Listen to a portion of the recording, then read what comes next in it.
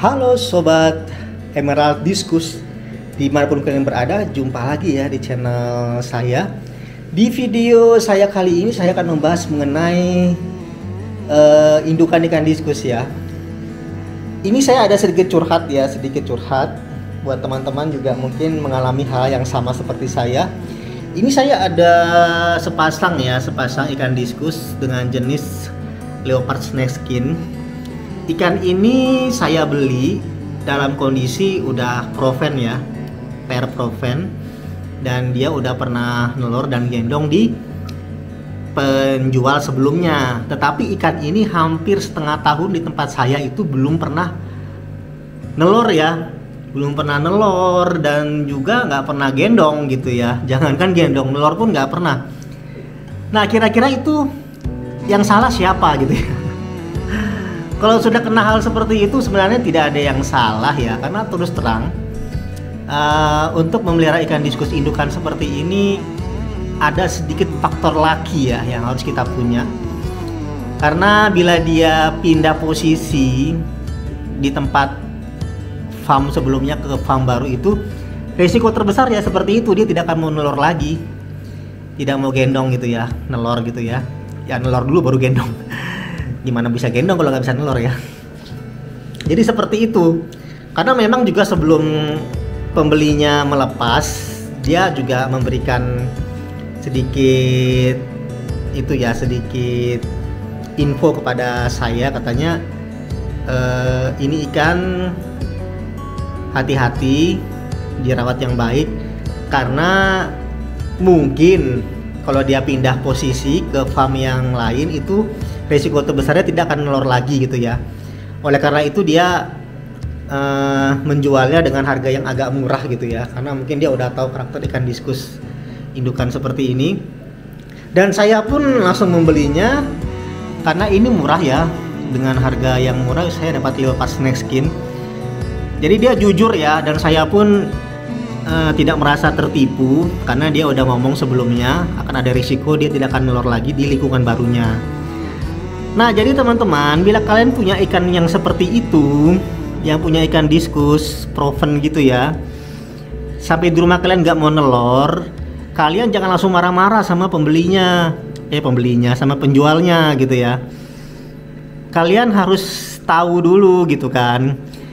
Ibaratnya kalian ciptakan dulu lah lingkungan yang baik buat ikan ini, lingkungan yang mirip dari tempat sebelumnya gitu ya. Kalau di tempat sebelumnya parameter pH TDS-nya itu di misalnya angka pH 7, TDS 90 gitu ya. Ya udah, buatlah air kalian di rumah itu seperti itu ya, pH dan TDS-nya. Oleh karena itu butuh komunikasi dengan penjual sebelumnya mengenai parameter airnya. Kemudian suhunya juga berapa di tempat sebelumnya. Apakah di tempat sebelumnya itu menggunakan heater gitu ya, suhu 30, 28 gitu kan. Di tempat kalian dingin, tidak ada heater gitu. Ya mungkin itu juga bisa membuat dia tidak mau bertelur ya. Dan berikutnya masalah posisi. Mungkin di sana akuariumnya itu tersembunyi gitu ya, tidak terlalu rame, tidak ada lampu. Kemudian kanan kiri juga tidak ada ikan diskus gitu kan. Dia benar-benar menyendiri. Ya udah, sampai di rumah kalian pun menciptakan suasana seperti itu.